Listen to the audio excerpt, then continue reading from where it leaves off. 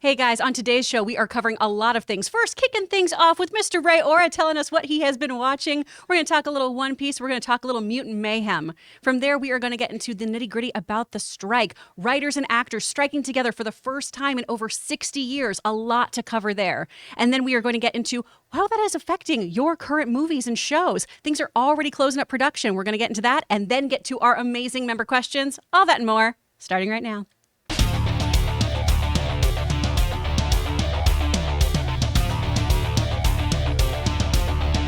Well, hey y'all, happy Friday. Welcome to this very special edition of the John Campea Show. John is out today, so I am your host, Chris Carr, holding down the fort, and it is an awesome honor and pleasure to be here with you guys, talking about movies, movie news, all sorts of great stuff, and a lot of things that aren't so great right now in our industry. But we're going to get to all of that, okay? We are going to have a fun show, though, because I've got the best guys here with me. We've got Ray Ora.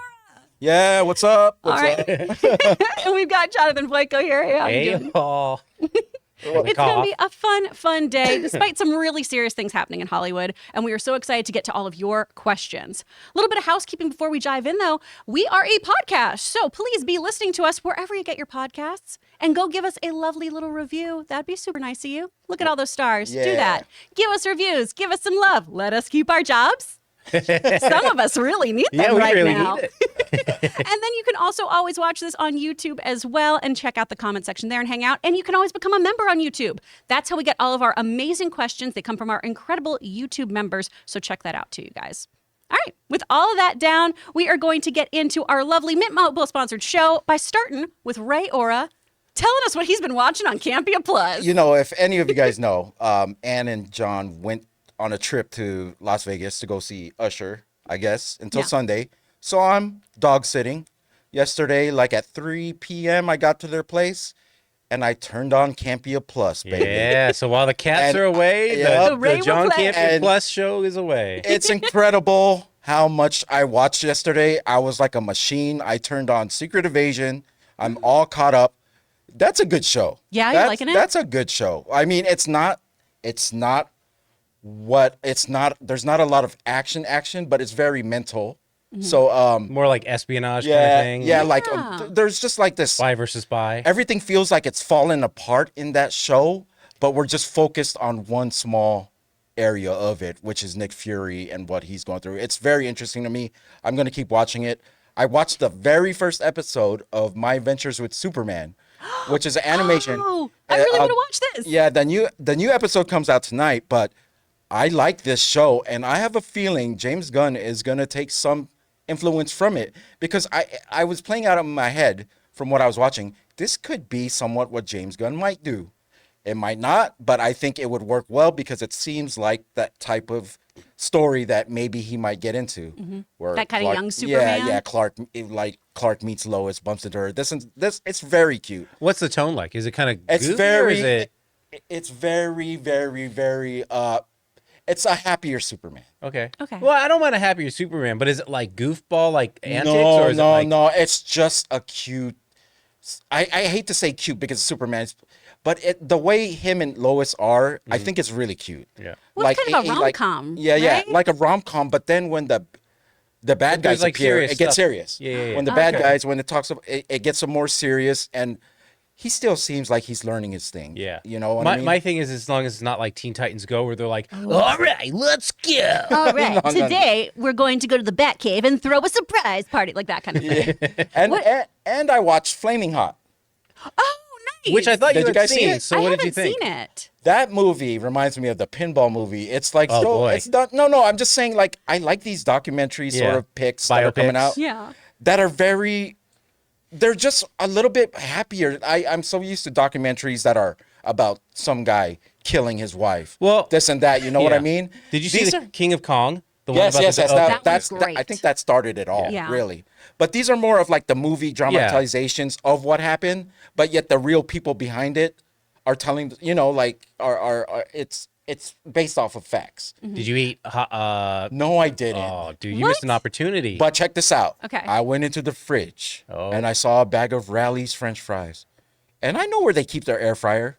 So I made some of those. I don't think they're going to have any food left by the time I'm done with his plate. Hey, as it should be. You're on Campea Plus, baby. You got to eat. I was spread out on his couch, underwear with the dogs. And when you just spread out on the couch, because the way the couch is set up, it's not just like a sectional. It also has the forward square, so you can literally lay on it. I was Homer Simpson all day long yesterday. I can't wait for the weekend. I think I'm going to watch the rest of Silo. I think Game of Thrones. I was thinking about One Piece, but I'm not going to be there for the rest of my life. So I'm not going to do One Piece because that's 20 seasons. This is like a happy Home Alone. This is great. It is. It's great. I'm getting John gave me that thing. He said I needed to watch some of the things we're talking about. Yeah, you got your homework. Yeah. So, all right. Did you watch your due diligence? Were you able? I guess you did see Dead Reckoning. Give me some suggestions. Give me some suggestions. One from each of you. Okay, well, go ahead. Oh, sorry, Jennifer. On Apple Plus right now, Hijack is really great. Is that a series? Yeah, it's a series with Idris Elba. Okay. Well, I mean, I don't know if this is a suggestion, but you were gonna watch like the other Mission Impossibles, so maybe Ghost Protocol or something like that, and you know what I mean? Is Ghost Protocol your suggestion out of all of them? Or only because Ghost Protocol started like this new idea of Mission Impossible. That's what I keep being told too. Ghost Protocol, Rogue Nation, Fallout, Dead Reckoning, which you saw, and you will love the team dynamic. Is that where the team started? Well, that team really did kind of get started with Ghost Protocol. Yeah, I like that. There's a lot of laughs in there and action, and it's fun. Okay. It's the same team. Okay. So they're obviously younger because that was like 2011. Okay. Well, I'll keep those Simon Pegg. the playlist. You'll love Simon Pegg in that. Yeah. Mm-hmm. So Simon Pegg. That's it, man. Thank you, John and Ann, for providing me the ball space and the couch. Just have some manscaped spreading there. The air conditioner, they could monitor it on their phone. I turned it all the way down to like 68, 67. I'm running their bills like crazy. Dude, it's a non-Campea show. It's a Campea Plus over at the house. I love it. That's what you gotta do. You brought up One Piece though. Yeah. You were gonna like binge the anime, which is 2,000 episodes or however long it is. Are you excited about the new one? How are you feeling? Okay. So we watched the trailer right before we started the show because I know a lot of you guys were asking about it. John's not into the one or hasn't seen it, so we didn't really talk about it. But I wanted to watch it, and I think it looks good. I imagine if One Punch Man came out and they had a trailer like this. I mean, in a way, I could say that kind of looks corny, but I know for the fans of the show, it probably looks amazing. So I'm going to try to keep that in mind. So like if I saw One Punch Man, I know many people would probably think, oh, that looks corny. But for me, I'd be like, I love everything I see. I got to say, it reminded me, because I know nothing about the lore, but it reminded me a little bit of like Dungeons and Dragons meets Hook. That's right. Yes. That is a very accurate way to look at it. Okay. And I'm here for it. It's a vast catalog. This is one of the most extensive manga that's out there. Mm-hmm. It's almost 1,100 chapters, I think. It's bananas. And there's hundreds and hundreds of episodes. I think there's like 1,000 episodes. Do you know how often I know it comes out written first, right? Whatever this is. Do you know how often that thing is released? Because I know One Punch Man is like every month. That guy keeps writing or something like that. Sure. No, it's okay. But I had a question to ask you. Yeah.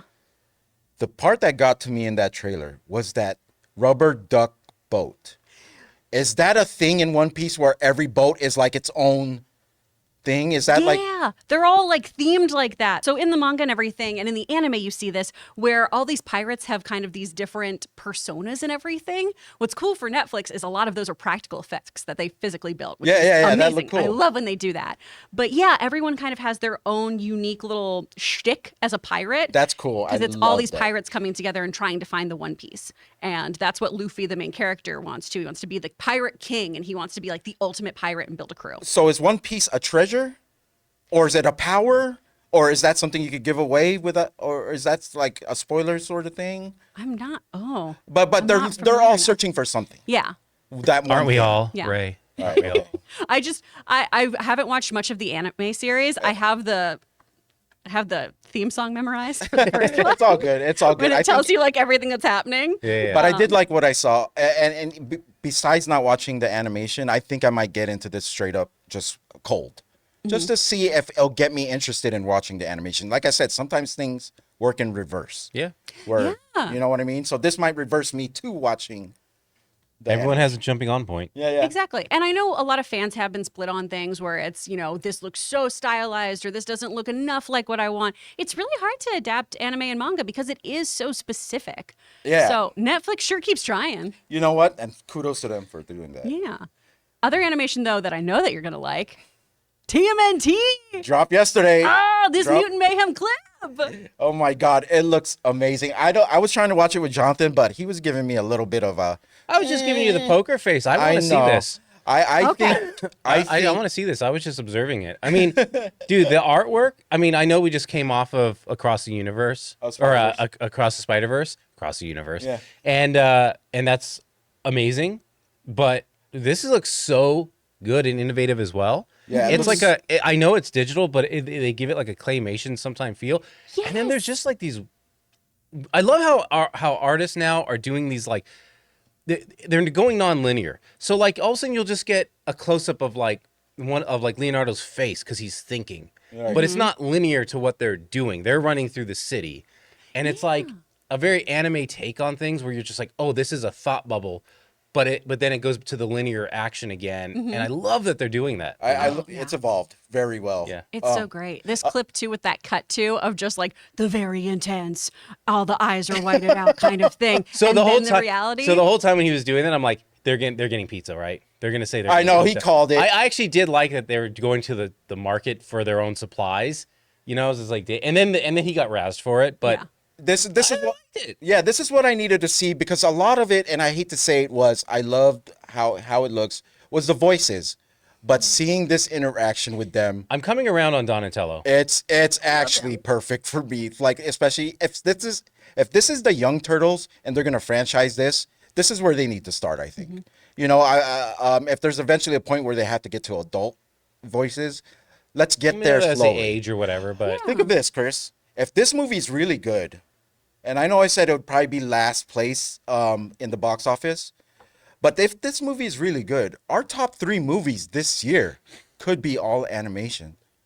well, you're I not think is wrong, and I'll amazing. tell you because I wasn't. I like okay. I thought it was cool.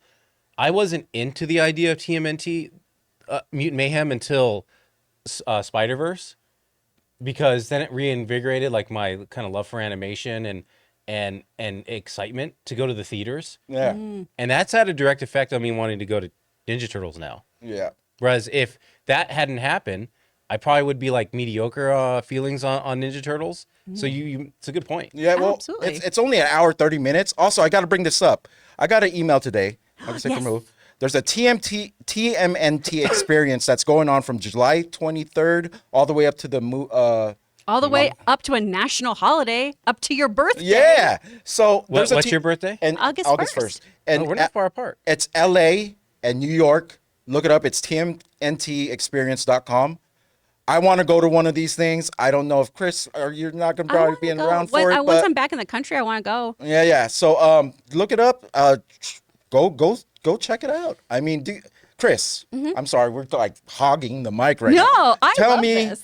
what you think about this clip. I'm that so we saw. hyped for you guys talking about this too. Because also, I mean, to be fully transparent with all of you guys Oh, listening, right, I forgot. It is one of those things where I'm not sure how much I'm allowed to say about things right Oh, now.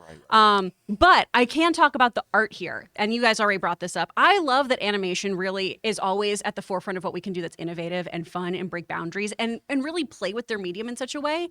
And what's really cool about this is that you can see classic art techniques being used, right? Like the use of light and dark is this very kind of like chiaroscuro, like old Renaissance-y technique. Right. The way you can see brushstrokes and things in there that has Yep. that claymation feel. It's this thing called like impasto a lot of times. I might be butchering these in painting techniques and things or in sculptures where you see all of that. So to take something like the Teenage Mutant Ninja Turtles and put so much cool artistic technique into it, it's so amazing looking and it looks so unique. I know it keeps getting compared to Spider-Verse, but man, I love this aesthetic. I think it looks Right. so rad. Well, Remember, I would even say a contrast to it because somehow you would think, well, this is so innovative with Spider-Verse, and yet they found another way to make this so innovative. Yeah. I don't even think of Spider-Verse when I see this. No, I now. don't either. I just mean I had a it's good just- time seeing an animated film, and Yeah. now I'm excited for that. Remember for sure. how when someone would get like hit with a ball, like in Yeah. Charlie Brown, how would they show that? they would do the little number sign on their head. It was just a number sign. I see a lot of that. If you really look close to Gen Z is like, what's the number sign? It's a hashtag. Yeah, or the hashtag. Yeah. Hashtag- So if you really hashtag is an look injury. close, there's some techniques of the old school that are in here that is incorporated with such Yeah. cool looking animation. I can't not wait.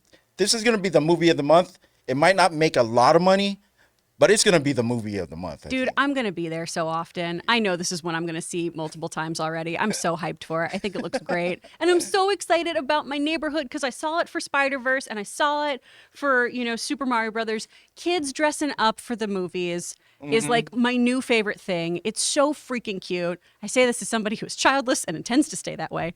I think it's so precious when all these parents come cosplaying with their kids. I love it. The dynamic is weird because Super Mario Brothers is way back then. Like Yeah. it has a history. Spider-Man, you could input that any place else. It's like even newer people know Spider-Man, so kids will dress up. Ninja Turtles, I'm worried about because it was in just a particular segment of life. It was like in the 90s, right? Yeah, late The 80s, early 90s. I hope it could reach further than that. And that's why I think the problem with the box office is it hasn't reached further than that, other than the live action reboot, which everyone's interested in seeing live action Ninja Turtles. But the second one, it dropped way down the box office. So I hope this movie does well. We can only hope because they said if it does well, they'll franchise it and do another one. So let's see. Here's hoping. And this is the time, right? We've got a big wave of 90s nostalgia with folks right now. So if it's going to have its moment, it's probably going to be now. But guys, you let us know what you think about that. And if you're excited about seeing Mutant Mayhem or any of the other things that Ray talked about, also hit Ray up with some suggestions on what to watch, y'all. That'd be fantastic. Now, we've got a few more things to get into, y'all. But before we do, we're going to take a quick break and hear from the wonderful folks over at MasterClass. We want to take a moment and thank the sponsor of this video, MasterClass. Guys, as a small business owner, I am finding myself having to be in negotiations all the time, whether it's with new contractors, vendors, or even agencies that represent our company. Now, I don't like to go into these negotiations unarmed, so I found the perfect class on MasterClass, The Art of Negotiation by Chris Voss, a real-life former FBI lead hostage negotiator. Taking this class on MasterClass made me feel a lot more equipped and confident going into all these various negotiations I have to do on a regular basis. With MasterClass, you can learn from the best to become your best anytime, anywhere, and at your own pace. An annual membership starts at just $10 a month, and you get unlimited access to every instructor, thousands of online lessons, exclusive content, insight, and much more. There are over 180 classes to pick from, everything from filmmaking with Martin Scorsese all the way to cooking with the great Gordon Ramsay. In MasterClass, you will find practical lessons that you can apply to your life and work. So guys, get unlimited access to every class, and right now, as a John Campea Show listener, you can get 15% off when you go to masterclass.com/Campea. That's masterclass.com/Campea for 15% off an annual membership. masterclass.com/Campea. And thank you so much to everyone over at MasterClass for being a sponsor of this episode. Guys, whenever you use those codes too, it's not only helping you out, it's helping us out. So definitely check them out. I love MasterClass. That's how I know how to debone a whole chicken. Thank you, Gordon Ramsay. Ya mensch. Oh my gosh. Oh, it's such a weird flex to be able to be like, I can take all the bones out of that. You know what I think? I think Iger's going to need to re-record a new masterclass after this whole thing is done, Ooh, right? yeah, Iger's got to rework some things because he is not a master of class right now. I will tell you that much.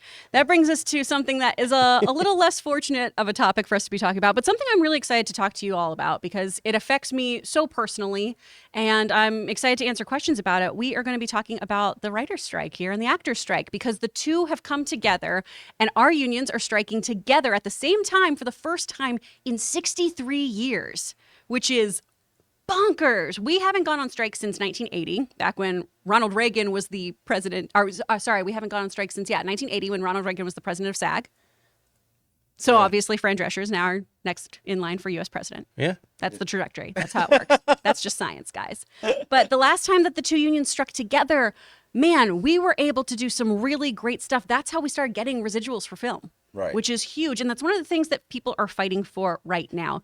And for those of you who might not be fully aware of what everything is going on, basically, writers and actors are fighting for two major things that the headlines keep kind of gravitating towards. And that is the use of AI and residuals.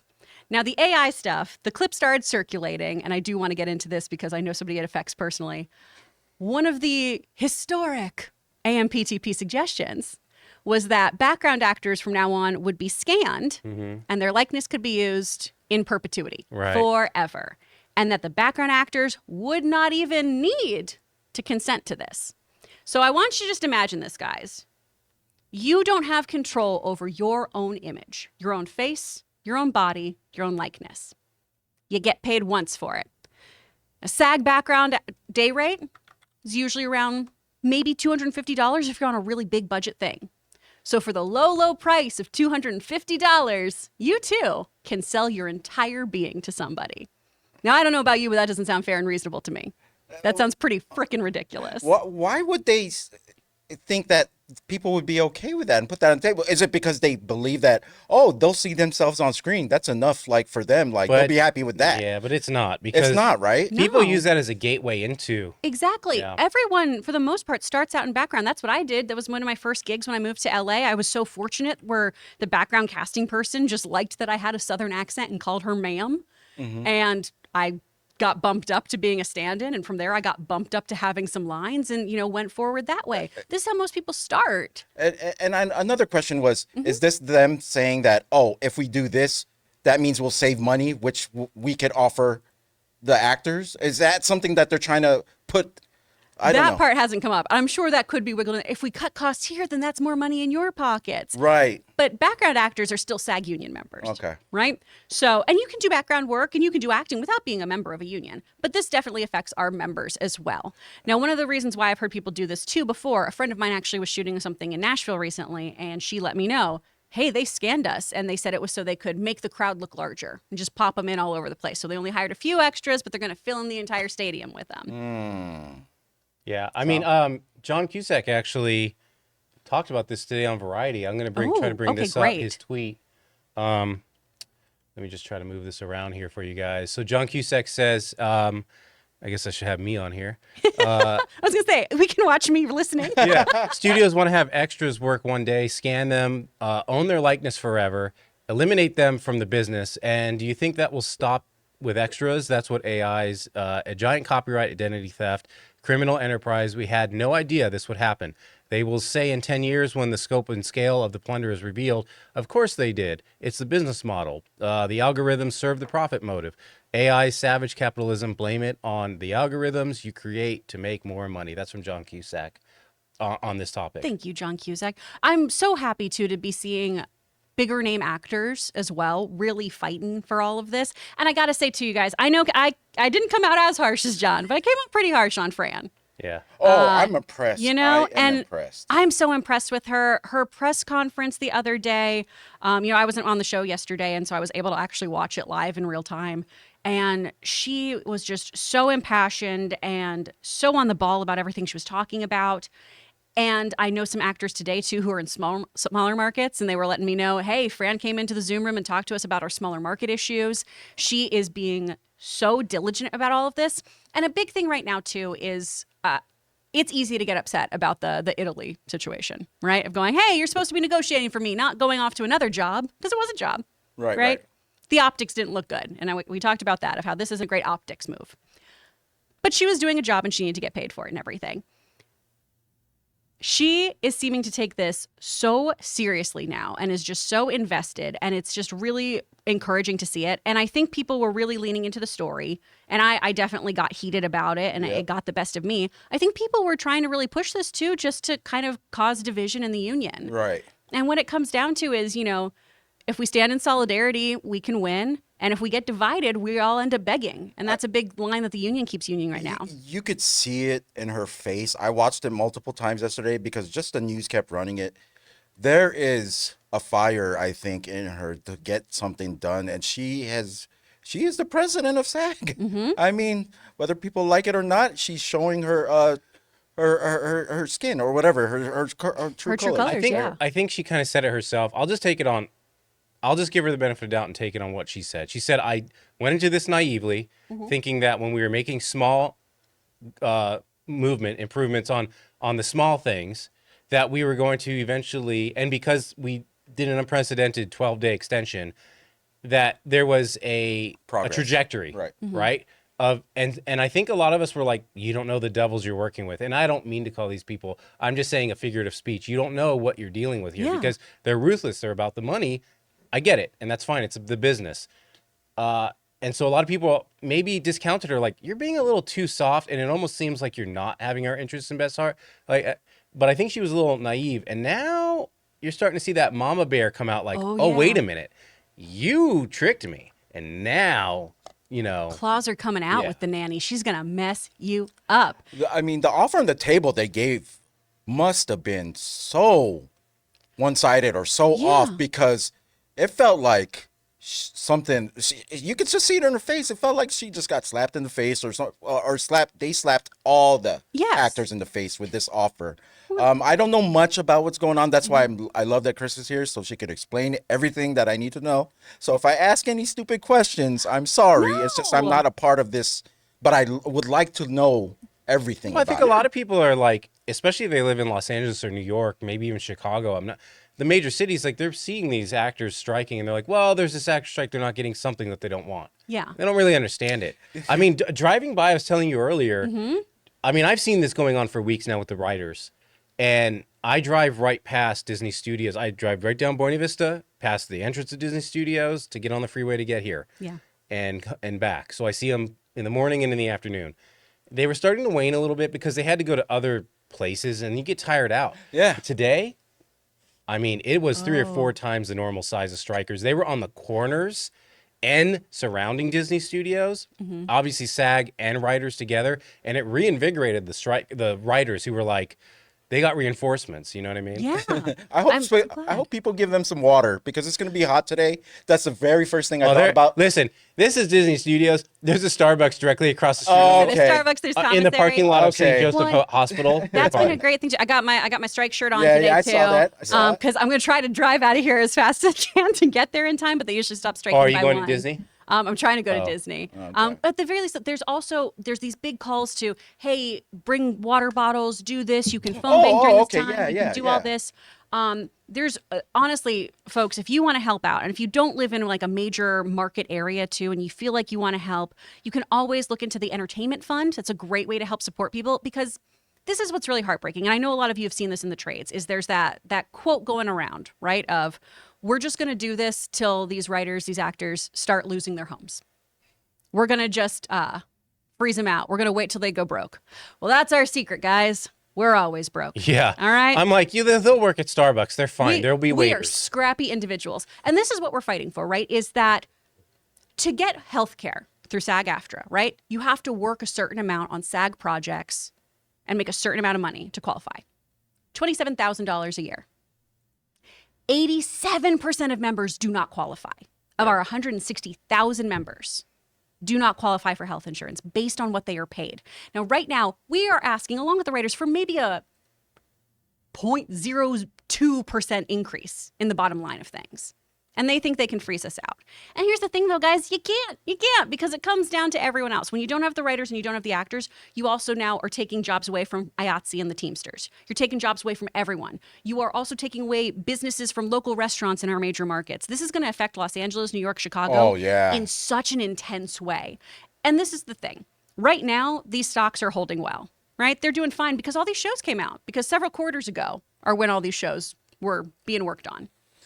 The pipeline's going to run dry. And then we are going to see huge plummets in the stock of Disney, in the stock of Netflix, and all these other things, because they're going to run out of content.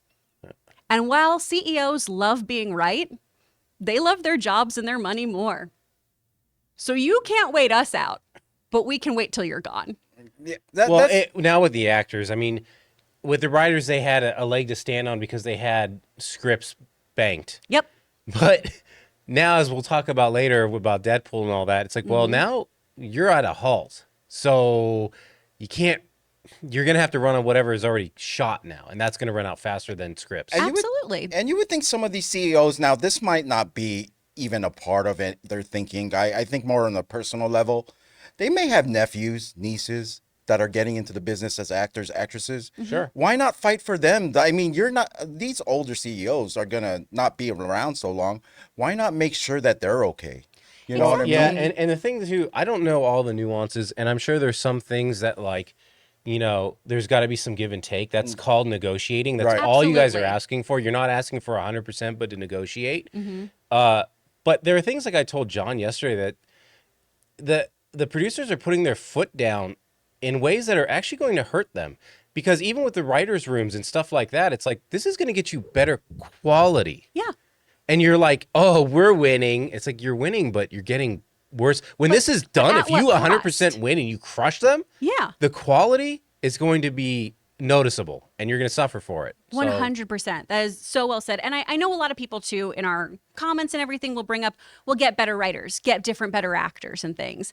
And it's just, it's not that simple. How does this Also- how does this encourage new blood to come in? Because people are going to be like, you don't 100%. want to be a writer. You don't want to write for them. Go write a novel or something. Go write comic books. Exactly. And if you cross that picket line, much like the Writers Guild, right? If you write and submit and work for the studios right now, you are not going to be a member of the Writers Guild in the future. SAG is doing the same thing. So my non-union actors out there, think long term, think long game, okay? It is so great and wonderful to work on set. Being on set is the best. It is magical. There is a Chris Carr of the past who would pay you to get to be on the Disney. Well, lot I'll or tell you anything right like now, that. if I were a big TikToker, I'm not, or whatever, and a non. You're not a big TikToker? No, a non-union. Not But doing- for the big number grabbers out there of TikTok and YouTube and whatever, I would start hiring some of these really good writers, just for my own content right now, to give them some extra cash right along the way and support them, and to increase, just the quality of what you're putting out, even if it's funny shorts, comedy, whatever, because you're going to run out of ideas yourself. Oh, heck yeah. And for all those influencers and everything too, Yeah. there are now new media and influencer rights that you can do for SAG. So your TikToks can help get you a pension. They can help get you health insurance. So, I mean, my union's not perfect. I'm the first to tell people that. There's a lot of problems with it.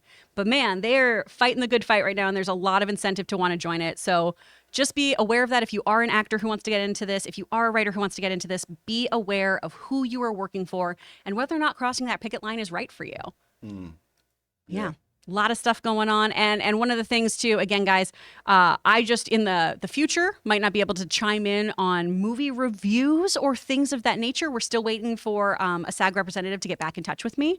So I am just trying to do my due diligence before I start spouting off things on this show. So I just don't want to get in trouble. I hope we that's cool with understand. everybody. You're like in a weird position right here. Yeah. So you know what? Wow. So I was just looking at the last actor strike. I guess that was 2000 strike. So they both lasted 6 months. Mm-hmm. So that's scary. Oh yeah. Yep. Definitely. One, and the rumor is that it's, trying to push us till the fall, till New Year's. That's what some makeup artist friends of mine were saying they're hearing. I'm really hoping it doesn't come to that though, because again, we are running out of content, and this is something that affects everyone.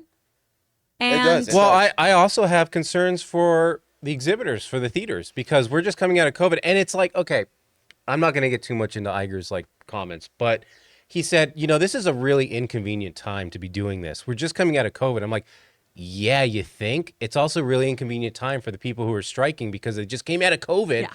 Theaters just came out of COVID. They're just coming back. If you guys lose your exhibitors, well, I don't know what's going to happen. Exactly. These movie theaters have struggled, and they have fought to survive during unprecedented times, which we keep having. Right. I'm very tired of living Yeah, through me too. unprecedented times. Wow. I'm super over it. But Iger's comments, too, of this is disturbing and disruptive. Well, first of all, a strike is supposed to be disruptive. This That's is the very whole inconvenient. point. And I'm so sorry that you're inconvenienced, Bob, with your several $1 million salary. But that's also, you know what? To their oh, well, we'll hold them out until they can't afford it anymore. Well, guess what? You guys have leverage because this is a very inconvenient time. Mm-hmm. It also happens to be when your contract was up. You didn't choose when your contracts were up. Yeah. I mean, you did, but I mean, you know what I mean? It landed now. It didn't land in 2 years. Exactly. It happened when it happened. And, it's really interesting right now, because you guys were joking about while we were watching the One Piece trailer. of just, again, these studios and things taking credit for Emmy wins, like the Emmy nominations, taking credit for all these things. Oh, yeah. Oh, you mean we were watching the thing? I'm Yeah, like, I'm just- look at the way these producers wrote this, the way these producers shot this. Oh, my gosh, that producer is not that actor's not an actor. He's a producer. He's a producer. The way this producer is saying those lines is great. And there is value to what producers do. Of course. I appreciate them. Thank you so much for paying. Thank you so Doesn't much for happen doing all without this. the- But man, yeah, if you don't have the artisans there, what are we even doing? You're just a bunch of guys in a room talking about coulda, woulda, shoulda. Yeah, I think all of them just need to. I hope everything works out for everybody, so everyone can eat. All their families can eat. And there's a lot of money. There's still a lot of money that could go around. I mean, I hope they can find something to make it work. I don't know the ins and outs, so I may be talking bullish right now, but I do want to see an agreement soon because we got to get things going again. You know what I mean? Do you have any other questions, Ray? No, I don't want to dig into anything that I'm unfamiliar with. It's only an hour show. That's true. So I know enough right now to keep going until I have more questions. There's those things that I had in my head that I wanted to ask you. No worries. Yeah. I gave Chris no prep. I didn't say what I was gonna ask, so that was all just from the top of my head. Thanks. Okay. So Trying here. Well, and obviously to you guys, we are seeing this affect things in real time. I know particularly all three of us, but a lot of our viewers too, are so hyped about Deadpool 3. And we have gotten the plug pulled on that. So we are actually seeing all these strikes affect things now. As of midnight this morning, all actors in the union had to go on strike. And crossing that picket line, right, could get you removed from the union, can get you fined, all kinds of things like that. And we are seeing that the buck doesn't stop with all these A-listers. So Ryan Reynolds and Hugh Jackman, no work for them right now. my very first thought, which I don't mean to make a joke of this and not, but I'm like, Hugh Jackman has to keep his shape for however long, because you know how hard his work regimen is to get in Wolverine shape. That means he's gonna have to keep the shape for as long as the strike takes. I mean, it's This a poor tough man is thing. throwing back rotisserie chickens like, God damn it, why do I agree to this? mean, Ryan! Yeah, we just got these 20th century funny Fox Yeah. battle scenes, and it's like, all right, guys, we're gonna take a break for 6 months or something. You know, those are going to get memeified so quickly with the strike too. And the worst possibility is these things are gonna get delayed. A lot of movies that have just started to pick things up. and are restructuring, because I mean, there are whispers that Marvel is restructuring. Obviously, especially off of Iger's comments about Disney Plus diluting the brand, and then so I mean, they're already in the middle of. They can restructure now. I mean, they have time, but this is going to be strange. This is a bit of a snap in a sense, because things stopped. This is our Thanos moment. And then all of a sudden, shit. 6 months, I don't know how long this is going to last, but let's just say theoretically, 6 months later, it's like everyone's like in the middle of playing a basketball game where they're just like, and it's just going to be so chaotic, it seems. And selfishly, the one of the first things I thought about, I hate to admit this, was I'm not gonna get my blade. Mahershala this might have been the final. You're never is gonna get your not blade. gonna be Blade. No pun intended, or maybe pun intended. This was the last nail in the coffin. Oh. Yeah, but let's say okay, they stop, right? Like, I mean, they just started filming Deadpool 3, or at least we started getting shots. I mean, these shots. We have no news if they finished shooting or if this was the last scene or the last thing they had to shoot. This could push as much as Deadpool 3 moved up. This could bring it back down to its original release date. Who knows? Well, and to your point too, Jonathan, with like restructuring, are they going to have to shuffle around the MCU schedule because things are so interconnected too? I know. So then do you have to go, okay, well, I guess everything is pushed back, or do you go, well, we'll now circulate this with this after Marvels and figure out this instead? It leaves a lot of things up in the air. DC still has a little wiggle room, but if this gets extended, we're still going to feel pushes there too. Yeah. And you know how they say a lot of these studios have things in the pipeline? The only ones I think would be Netflix, right? Netflix seems to have like things like lined up already, like either from off of. But I'll tell you what they have in the pipeline. But Disney non-scripted and documentaries. That's what's in the pipeline. Oh, okay. Tons of that. Because it seems like Disney Plus is just adding whatever they just recently shot. You know what I mean? No, you're right. So that's gonna affect, because they're not gonna have anything in the pipeline. Yeah. I mean, it's gonna be very, very interesting to see and it's sad to see what I mean, comes come out of fall, they can say that now, but come fall, you're going to start feeling that pinch. And then this goes into winter. Ooh, winter's coming, yeah. baby. Winter is coming, and it's going to be bleak. It is going to be brutal. this. And who knows how the hype is going to die for Deadpool 3. The hype was way up. Will it be the same hype? It'll probably be the same Eventually, hype. what You may know come of this is because money talks, you're going to have investors saying, well, let's really look at the books. Let's look at your budgets. Let's look at these individual loans you're taking out for all these over budgeted films. And because eventually you have to make money for us or we're bouncing. Money talks. So eventually the boards are going to be like, all right, we've got to come to the table here. Exactly. And especially because the ask is not exorbitant. No, it's not crazy or anything. And the big thing too is I think the biggest thing people want here is transparency. Right. Right? As audiences, we appreciate transparency. As workers, we appreciate transparency. So hopefully these studios and these folks will start sharing their numbers a little bit, because you can't keep talking about how you are making Right. high earnings, you're beating this quarter, you're doing this, and then turn around to your actors and go, oh, we don't know how much money this show makes. Oh, right. Yeah. We all know how that goes. But I'm sorry. Whoa. Sorry. I'm sorry. I'm sorry. Wait. Hold on. Okay. No. I had one more question. Yeah. There's something on the news that I'm seeing over every episode or broadcast is the quote from the film studios that their quote. It's I've read it. It's like the union is the one that walked away from the negotiation. Is that a tactic? Do you Oh, think? absolutely. Are they trying to shift the blame so the public looks, oh yeah, they're the ones who walked away from the deal. They could have made a deal, but Truly, because I think too, you look at our own viewers here, and gosh, guys, I love and appreciate you, but sometimes we hear things about, well, actors make so much money. No, we fucking don't. Oh, the my top God. tier. Yeah. Yeah. Not the bread and butter. 1%. Yeah. Yeah, your average working actor doesn't. And the AMPTP, that press release, is very much we offered them things, because you also see it was things like unprecedented, historic. They're using all these buzzy words. They make it sound great. And it is very much them becoming a he said, she said situation of the union versus the AMPTP. Because the same thing happened with the Writers Guild. When the Writers Guild came forward and said they wouldn't negotiate with us, period. It wasn't a negotiation. It was here's what we think you deserve. That's all. And that's how this feels right now, too, is we tried to come to the table with certain asks that are not ridiculous. It's an ever-changing industry with new technology, new ways of media consumption. The industry is changing, so the way that performers, writers, production team members are compensated has to change. It all seems so greedy and awful. and it's one of those things. My favorite negotiation tactic that my dad ever taught me. My dad's a lawyer. He always says, when you do a negotiation with somebody, you say, well, here's what I want. Do you believe that's fair and reasonable? And they'll start to say something to you, and you say, oh, it's a yes or no question. Is that fair and reasonable? And it's so you make the other party explain why your demand is not fair or reasonable. And right now, that's how I feel about the AMPTP. Say why it's not reasonable. No, specifically tell me what's unreasonable about these requests. Because this whole actors are acting too much is just playing into a narrative that we are a vapid, greedy kind of group, which, hey, let's call a spade a spade. Some actors are.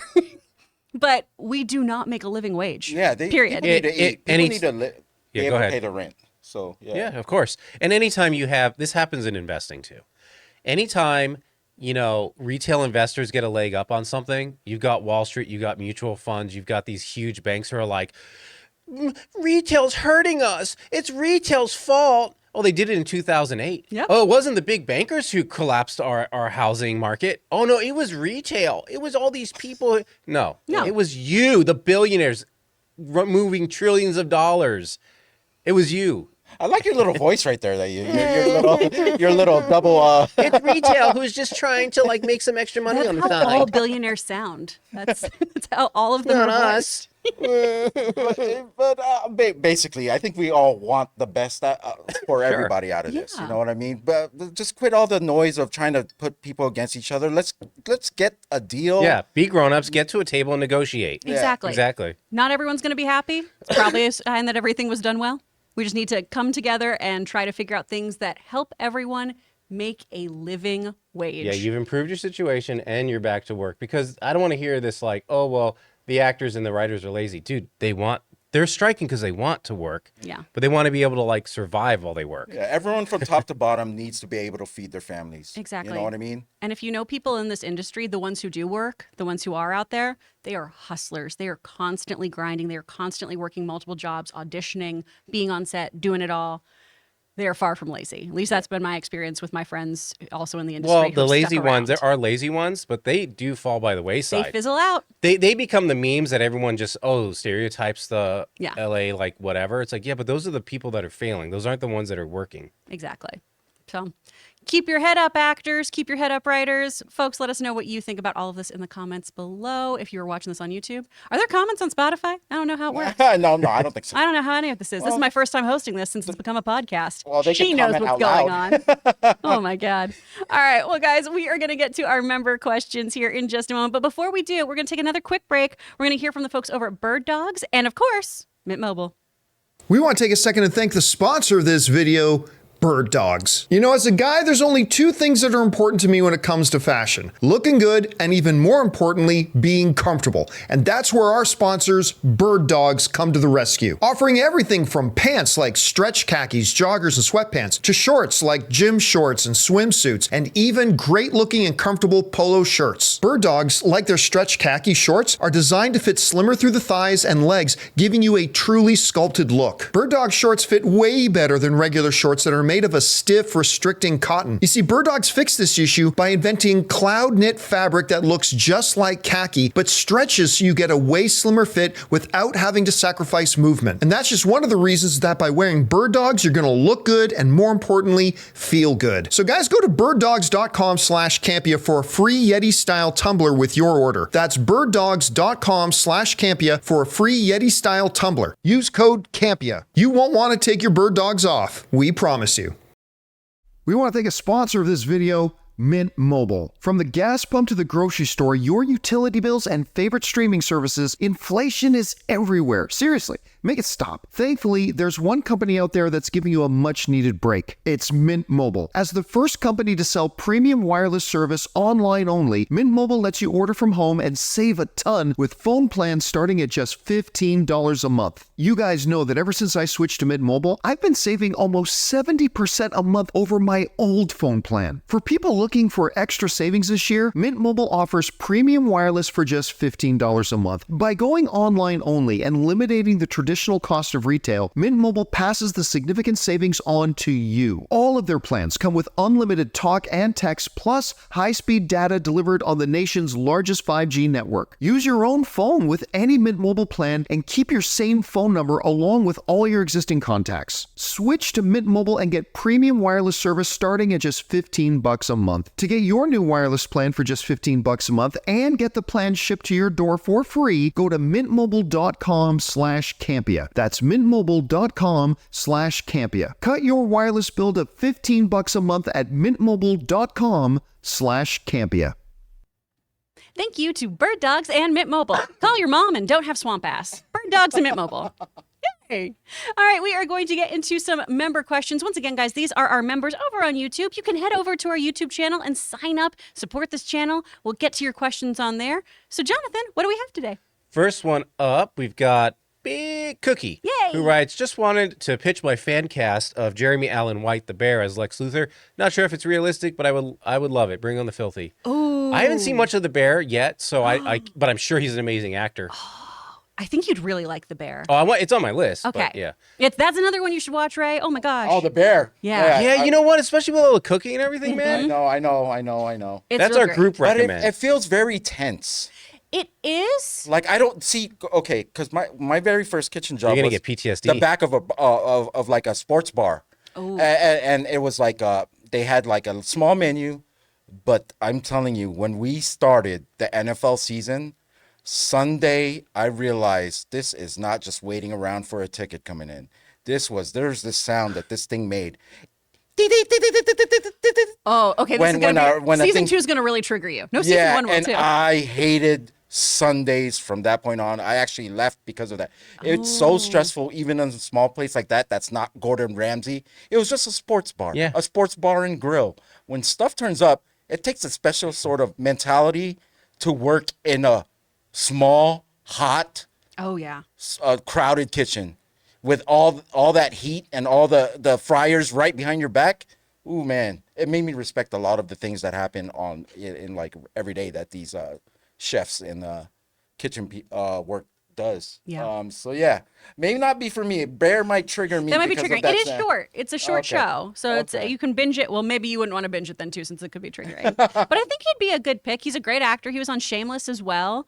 Jeremy Allen White is wonderful. He'd be a good guy. What else we got? All right. Imperial Executioner writes, "Hi, crew. With Sony lacking a streaming service and Apple lacking a consistent partner to distribute their movies in theaters, do you think there's a possible deal to be made between those two companies?" That actually sounds plausible. Yeah, get in touch with them, Imperial. Yeah, I think you might have a place in this business, buddy. Yeah, that sounds like a good idea. I feel like both companies probably would want to keep things in-house and do things on their own, but hey, why not? I mean, Apple is a $3 trillion company. They can probably afford to move into distribution as well. Yeah, But Sony can't do that. But, scarcity creates things. all right, we've got Dad Jokes who writes, "Hi, John and crew. Do you think Knight Rider, is a property that is worth revisiting?" I mean, maybe. I think it could be interesting because of the significant strides we've made in technology, AI.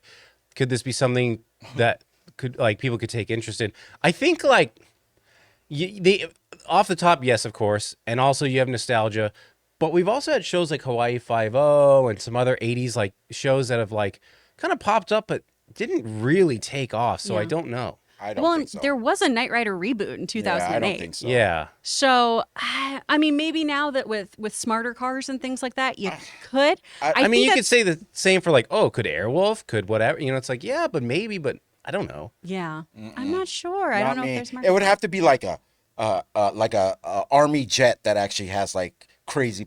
I think the days of the car with the simple things, because we're so advanced. Like you look at some of the cars on the road right now, people just sleeping in them. I mean, you got to go further in And that's not even technology the to actually- self-drivers. Yeah. I mean, everything's just crazy now that I don't think Knight Rider will work anymore unless you come up with an idea or the person driving is so great at entertaining that it takes away from what the car does, because a car is going to have to do a lot now in order to match what we have. Yeah, That's very what I true. think about it. I don't Yeah. know. I don't wouldn't want to be watch a interested show in about it. a guy with a Tesla, basically. Yeah. Yeah. All right. All right, so we got Alan who writes, "Happy Friday, Campea crew. I just got the Schitt's Creek episode where Alexis and Ted break up in the final season. It was sad but really beautiful. Do you have any TV or movie couples that you wish could have worked?" Oh, that's a good one. Remember when Jesse and Zach Morris tried to date at one time? Ooh. Oh, did they? I didn't remember that. I That's remember a cool there was that one crossover. little thing that they where had. it's opposites attract. Maybe I was with the wrong It was so person, maybe it was weird. you. I don't know. I can't think of any off the top of my head. I'll tell you some that I was never for. Well, not some. I'll tell you one was Ross and Rachel, Yeah. because Ross is a narcissist. I liked Rachel and Joey. Yeah. I really liked them together. Everyone I don't know, maybe we just didn't see as much into character back then, but I rewatched all of Friends and I'm like, Ross is a narcissist. He shouldn't be around anyone. Yeah. Well, if you break up with someone that many times, too, I don't think you should Yeah. be together. I also don't think Barney and Robin should have split up. I really like them together on How I Met Your Mother. Oh, okay. Her getting together with Ted, which I know, It's kind of weird. Excuse me. It got some backlash. People didn't want to see him in a relationship, and yet he had the hardest relationship. He was really in it. yeah. And then I do feel like they kind of fumbled the ball there, where it's all along it was her. Yeah. This is really a story about Aunt Robin. guess what? I'm shacking up with your aunt. Oh, but the Ted and Alexis one, though, that is done so well because throughout the beginning of the series, right? Alexis, well, really for most of us, Alexis is always with someone and you hear about her dating history constantly and she's never taken care of herself. And so her whole journey is to just be on her own and stand on her own 2 feet and like the person she is and find value within herself. So they handled it so well of just two people who love each other but aren't right for each other in that moment. That Should have one's been still Lisa good. and Ralph Wiggum. That's a good one. I mean, Come on. All right, so we've got I'll just say Connor, or Connor Not Found, I guess. Hi, John and crew. Love everything you do. Thank you. So 1 week to the big day. What do you have planned for your double bill? I plan on ending the day with Barbie because I don't want to lie awake at night thinking about the horrors of mankind. I agree with you on that. I don't know if I'm doing the double feature. I don't think I have time to do it. Yeah. But I'm definitely going to see that after I'm going to see Oppenheimer first, and then I'll go and see Barbie a different day. I don't think I can do a double feature, but that's where I'm at. I'm just like, hey, man, support your local theaters because we need them to make it through this stretch. Yeah. Ray, what are you doing? I think my plans were already chosen for me because I typically foolishly added my sister and John to my A-list. So they schedule a lot of the things, so I guess I'm doing that. So I don't know. But if it were me, I would choose to watch Barbie in the morning. And then if I had to do it one day, I've already said this, I would choose Barbie to do in the morning, take a break, and come back later on that night and watch Oppenheimer. Just because that way it works for me. Okay. I don't know. You want the more intense screening at night? Yeah, it's just because it's more. I think the Barbie thing is like a morning, more like a mid-afternoon watch. So bright and like all the pink. It looks. I think that's why I fantastic. still need the counterbalance of that, though. Yeah. Oh well. Chris, are you in? So I got Barbie nails. I went and barbified my nails and my toes, but I'm not going to show you, internet. Oh man. We got to put up a paywall. I need to make money during the strike. I'm gonna be in London when the movies come out. Oh, nice. And y'all were sweet talking about how I should go check out the theaters there and everything. But I have so many food adventures I have to go on. For sure. That's. Are you only going to be in London, or are you doing like? We're pretty much sticking to London. We might take the train to Oxford one day. Oh, I went to Oxford. And my parents are going to Normandy. We're meeting up with them okay. there. My dad was supposed to go to racing school, the Lotus Racing School. My dad races cars. Oh, wow. But when he was hitching up his trailer for another drive that he was doing in Austin, the trailer rolled back and he tried to brace it and he broke his arm. So he's okay now. He drove himself to the hospital, too. He was like, well, this one doesn't work. Does he actually race the cars? He does race them, which is wild. My dad is 6'3". He is a big man. He is in his 60s, and he is very, very broad. Very good, very good. But he loves it. But he was supposed to go to the racing school, and he can't now. So he's going to spend more time with me, which I don't think he's super jazzed about. Because I'm like, I want to go see Sherlock Holmes' house. I want to see. Okay, I want to ask, does London have one of those enormous screens that I see in like some of the audience reactions where you it looks mean like it's an actual true IMAX screen where it's like stories tall? Yeah, I've seen it was ridiculous. I don't know what place it was, but I know UK has something like that. Maybe. That'd be I'm the not place sure. to see Oppenheimer. Yeah. I know they got the London Eye. We're doing that. Yeah, I love it's the fun. London Eye. That's fun. Because I've been before, but Logan never has, which is so Okay. crazy since he specializes in sounding like you're from the UK. So it's really exciting. Is he doesn't have a height issue, does he? No, he's good with them. Good. Yeah, he'll be fine. All He'll be right. good. We have Seaham who writes, any relation to CeeLo? Hi, John. I finally saw New Mutants on Disney Plus. I liked it. What did you guys think of it? And do you think Deadpool 3 revisit these characters? I personally don't think that we revisit them. I never saw it. I heard I only liked bad it. things. Really? I actually liked it. Okay. Man, people are probably getting tired of me saying I liked something because I always usually like something. Well, I didn't think yeah. anything was too bad about it. I mean, it wasn't the best movie, but I watched it all the way through. It was short. There was horror parts to it. I mean, it's not as bad as it's not worth the drive that John took to Vegas. Yeah, it came out during 2020, but it's like right when theaters were thinking, maybe we can reopen, and they're like, oh no, never mind. You know. Yeah. I was working for a different channel at that time, and the like Hollywood Reporter girls were going to go to a screening, and I got put in touch with their producer of, oh, okay, so if you have any questions about mutants, you just let me know. I can answer this. And they were like, we're doing a red carpet. We don't give a shit about any of this. Oh. I was so excited to tell them so many things about comic books, and they were like, Chris, no, that's not what we do. It was very disheartening. They were nice about it, but I still was like, oh, my information's you're one of useless to those. you. This is why you get to do the things with normal people, and I get to sit in the studio B and be like, anyway, in issue number 70. All right, so this is from Jesse Has a Turtle, and it's a question about kind of like the strike, and I think it kind of reflects a lot of people's kind of misconceptions. So he says, or not that he has a misconception, but a question about it. Yeah. Is there not enough actors, writers that aren't on a union that can just that I guess studios can use, or is it more that studios wouldn't want to? Ooh, okay, so that is a great question. So this is a multi-layered thing. So there are tons of non-union actors and writers. Most of them, end game typically, is to get in those unions. That way you're protected, you get better contracts, better pay, pension, healthcare, etc. Potentially, right? I brought up earlier in the show that 87% of people qualifying for healthcare in a 160,000 person union. So a lot of times you will see productions do a mix of union and non-union. However, a lot of times the non-union folks are put on SAG contracts and then they're eligible to join the union or things like that. One of the things that's going to happen during this strike is if a studio reaches out to you and is like, hey, non-union actor or SAG eligible actor, we would love to put you in this, but the entire union is striking. You as an actor then are not ever going to be able to join SAG-AFTRA, which will limit your options. Most television and film, that's SAG. You could work overseas. They've got their own union. They've got a different union over there. But still, most major roles and things are going to go to a union actor. So there's that. There are plenty of folks who are trying to come up in this industry. And yes, are there wonderful, amazing, undiscovered people out there? Absolutely. But this is, again, another tactic of studios, is preying upon people who want to get that big break, not paying them what they are worth, not paying them anything close to what the studio is making off of them. And it really goes back to just exploiting talent. You see this, we saw it in the comic book industry recently with The Comics Broke Me. You see this in the film industry. So many people who are in this industry, the majority of these people are in it because they love it. They love this so much. We do not do these jobs that are filled with so much rejection and heartbreak and struggle because we want to make money. Honestly, like people who tell me they want to make money as an actor, I'm usually like, I love that for you, but please realistically understand that most people don't.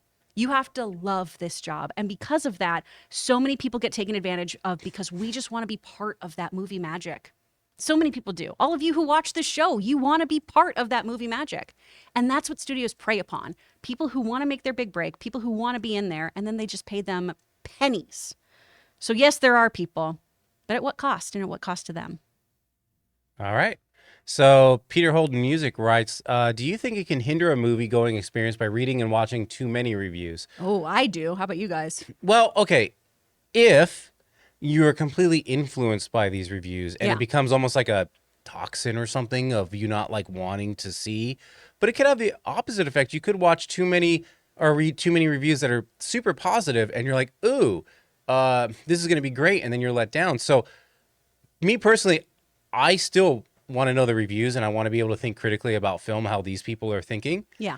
But when I go into it, I'm like, I still am able to detach from that or compartmentalize from that and go in with a fresh, like kind of like eyes and ears and whatever. Yeah. And then if something starts to harken back, I'm like, okay, well, I see what they meant. But that didn't mean that influenced me. It's just that I agree with it or disagree with it. Yeah. I disagree with the reviews often as much as I agree. So yes, it can if you're very influenced by that and maybe just read a few or maybe read a couple balance, like back negative and positive and then go in, but it could. I mean, I'm like with video games with me, if I'm ever on the fence about a movie, that's when I really rely on reviews.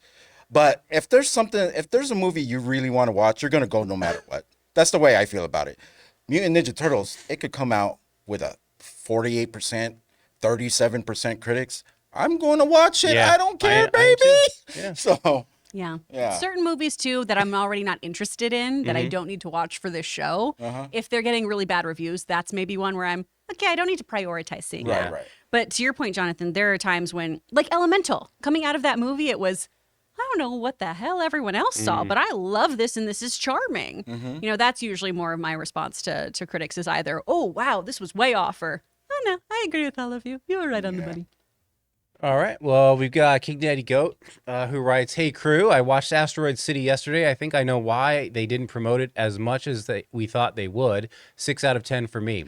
I keep hearing that it's not very good. Well, and see, here's another thing. I'm still going to see it because I'm a fan of Wes Anderson. I'll Love make Wes my own Anderson. decisions. But I also can say that over the last few films, we have had more and more of a refinement of Wes Anderson.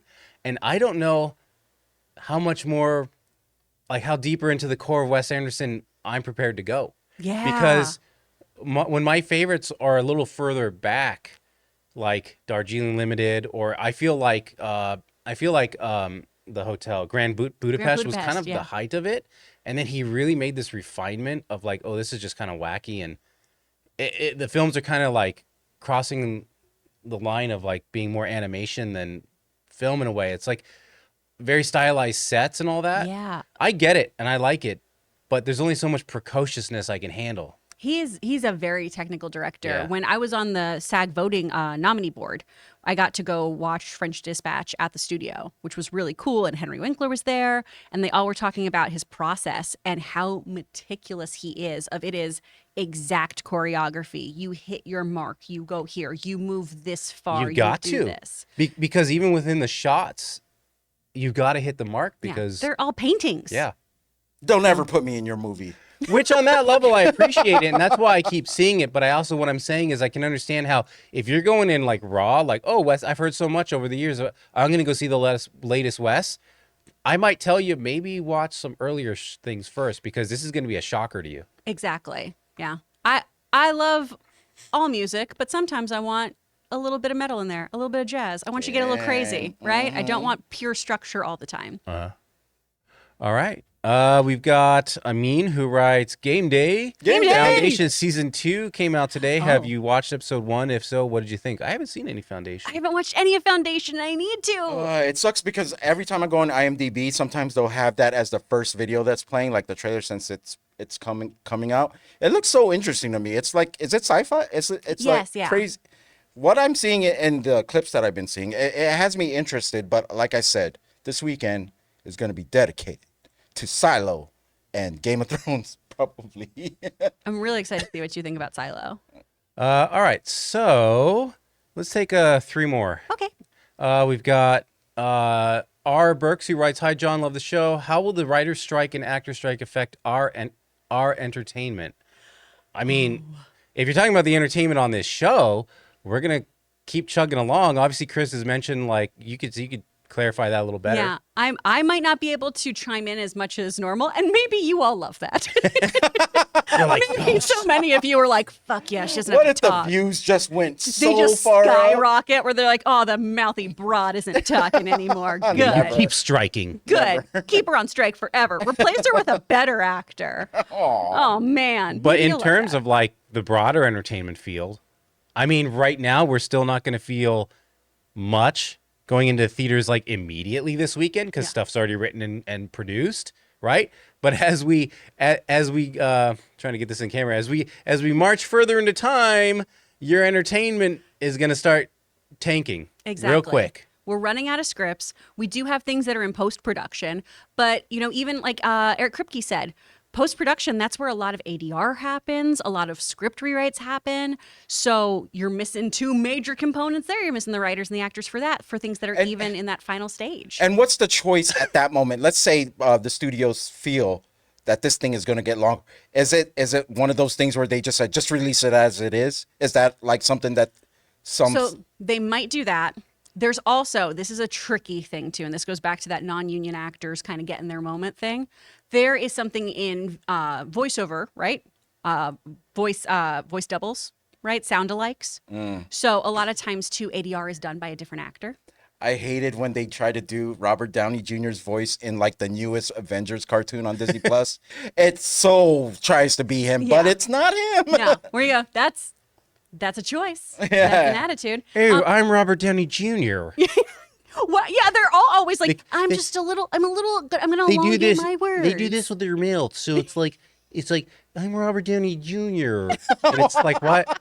That's not how Robert Downey Is that Jr. Wes talks. Anderson style? That's him in that.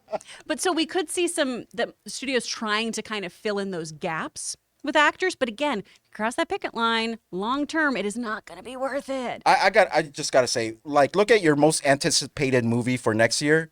It may not be your most anticipated next year. It'll probably be the year after. Yeah. You know what I mean? So that's how it's going to affect some movies. They're gonna Absolutely. have some delays like you've never known. Mm-hmm. Television in particular is going to take a hit because there's such an immediacy to TV and a timeliness to television. So that's really what you're going to be seeing is your weekly release schedule that's going to go the way of the So dodo. strap in because it's going to be a lot of true crime. So much true crime. Get ready, ladies. Murder's on the menu. So this is kind of an inverse question. This next one from R. Burks. So we've talked about like what if studios work with non-union actors. So he's asking R. Burks, hi John, love the show. How will the writer's strike enact? Oh no, sorry. You just did that Can Mr. Hank Dunn writes? Yeah. Can SAG actors still work on independent, like non-union projects? Ooh, okay. So this is a little tricky. So if it is non-union and you are a SAG member, no. If it is a SAG independent project, maybe. Here's the maybe of it. It goes down to distribution, right? If another studio is involved in it, if anyone else has their hands on things. Honestly, so much of this is going to be a case-by-case situation Right. where people are going to need to just reach out to their local SAG branch and talk to one of the representatives there, just like me, right? This is a no union affiliated show. What that means is there is no union involvement one way or another. We're not a non-union thing. We're not going towards SAG. Would love if we went towards SAG so Mama could get some health care. But if I do certain things on this show, like if I were to promote a television show I am doing a voice in, I could get in trouble for that, right? So there's lots of different little bits of like gray area, a lot of minutia going on here that we got to sort out. And independent films are going to be one of those things where, yeah, maybe right now this is a great time for you and your friends to independently make something and then sit on it for a while. But again, those actors are going to need to touch base with a union. But yeah, you can't do non-union projects because then you're working off card. And I hate to say it, but me and Jonathan have been keeping something from you. We're scanning you right now. No, my likeness. Sorry. So if you could You'll actually be look right into this camera here. Just hands. Great. Perfect. You're never Okay, working there we again. go. And we're done. I'll collect my $250 at the end of the day. Thank you so Oh, much. yeah, it's actually 125. But yeah. Oh, damn. Yeah, this is we ultra have low to- budget. There's a fee. There's a processing fee. Shit. 50% processing fee. Oh, man. Oh, Yeah. man. Oh, That my me and Ray gosh. split. Yeah, we're gonna have to erase the Barbie nails. That's why. That's why I got them. So I know when it's real and I know when it's me. Like, just for comparison, though, real quick, you guys. Like, I work fairly regularly. I'm by no means a, like, Aaron Cummings. Aaron works all the time. But, you know, last year I did, I think, 5 video game sessions. I booked 3 commercials. And I did an industrial. I didn't make over 10 grand from those things because video games don't pay you residuals. You get paid on the day. And like, That's something that needs to be. yeah, it Okay, seems, and video games are something that you can still do during the strike as long as they're not affiliated with any of those AMPTP companies. Oh, okay. I got you. So it's great. I've got a video game session when I come back from London. Oh, I'm very, cool. very lucky and fortunate. So you mean to tell me if it's like something like a Warner Brothers game, that would be Then I something you're couldn't not do it, allowed, yeah. like a Harry Potter voice or whatever. Exactly. Okay. Hey, I have a question. So how would the SAG acting conflict with like Broadway stage? Ooh, so it doesn't unless, again, studios are involved in it. Like the Stranger Things show, Yeah. that would be an issue, but that's being done in London. So those are UK actors with a different contract. And do theater actors have their own union?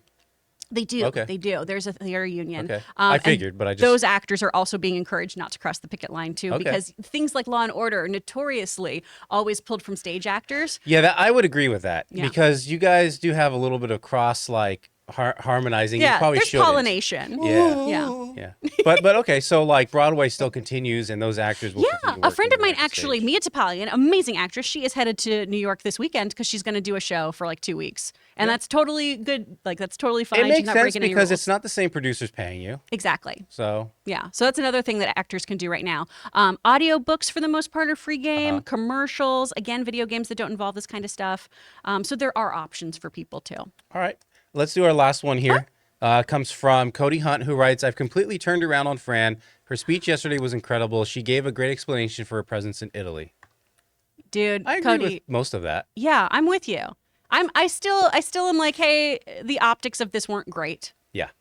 And I want you to take this, obviously, but I will say it was also kind of bad optics, and this is nothing against Kardashians. Look, I worked for the Kardashians. I was a stage manager for them Yeah. for a while. But your taking a picture with someone who directly, like, her rise and the rise of the show and the rise of non-scripted, right, reality TV came about from the last writer's strike. And you're kind of like hanging out with a person who, and this is no fault of her own. I'm like I said earlier, I'm a capitalist. If you can make money and you do it, great. But the rise of non-scripted TV came from the writer's strike. And I know this is an actor strike, but it's happening at the same time, and you're standing with a person at that time. It just was a weird optics kind of thing. Exactly. The optics of it were not good because, 2007, that's when we saw that big boom, and that's when we started keeping up with the Kardashians. Yeah. When that really became part of the cultural zeitgeist. And my only thing is that it's just that it had echoes of the last one, so it was like, oh, maybe not right now. That's what felt weird and icky, for lack of a better term. Just felt icky in my tummy. Yeah. But she really has turned it around. I know we talked about this earlier, but her press conference speech was so impassioned and so wonderful. I do think a lot of the media surrounding it was to make us all a bit more divisive about how we felt about SAG leadership. And honestly, mission accomplished, because it did make us all stirred up for a while, myself included. I absolutely eat crow on this one. I'm changing my tune about Fran. If I didn't get it right, or if I see a reason for me to change my opinion, you guys know I'm always going to do that. I know when I don't say the right thing. And Fran really has... She's really pulled it together. And just from my fellow SAG-AFTRA members messaging me this morning, a friend of mine in the San Francisco market talking about how she showed up to their small market meeting to talk about the strike and how it definitely affects them and all these smaller scale markets.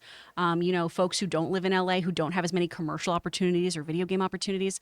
She is really trying to be as boots on the ground as possible. I do think, like you were saying, Jonathan, that she just had a different opinion going into this of, this is something that we can work out. This is something that we can figure out. And it seems like we're getting that momentum. And then we didn't. And she changed tactics immediately. She went from being that friendly sitcom face that we all know and love to just being an absolute Doberman for all of us. You suddenly heard the schnick. Look, in the claws absolutely. popped and, she's going full Wolverine. Look, there's a lot on the line for a lot of people here. So I don't blame anyone for, sometimes when emotions get involved and like things like that, I don't blame anyone from saying something that may not have been, or doing something may not have been right. Yeah, like hindsight's 20/20. Yeah, and you should be able to reel it back if you feel that you've maybe misjudged or said the wrong thing. I mean, we're all human beings. It happens. We all the same. You know what I mean? We all the same. Listen, at the end of the day,